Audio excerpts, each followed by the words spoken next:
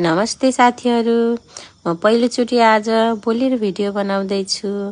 मैले हजुरहरूलाई आज कर्णालीको ठुलो माछा अथवा ठेड माछा भन्छ हाम्रो यतातिर, त्यसलाई पकाएर देखाउँदैछु।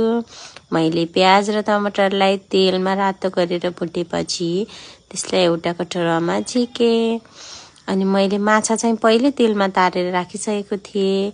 त्यसलाई मिक्सीमा ग्राइन्ड गरेपछि मैले प्याज काटे, मसला मिक्स बनाए, त्यो ग्राइन्ड गरेर राखेको बनाए। अनि मैले तेलमा दालचिनी राखेँ, प्याजलाई रातो बनाएर मसला राखेँ, त्यसमा मसलालाई चलाएर मैले बेसार राखेँ त्यसमा, अनि काश्मिरी लाल मिर्च, अनि मैले त्यो प्याज र टमाटरको मिक्सलाई राखेँ।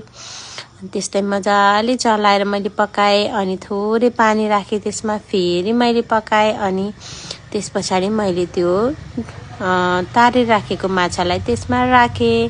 त्यस्तै 5 मिनट जति छोपेर मजाले पकाएँ मैले हैन। त्यो पकाएपछि मैले अनि थोरै धनिया टिपेर त्यसमाथि राखेँ। त्यसपछि मैले आफ्नो थालमा यसरी सजाएँ र खाँदा चाहिँ एकदमै मिठो लाग्यो है। ल साथीहरू, बाई।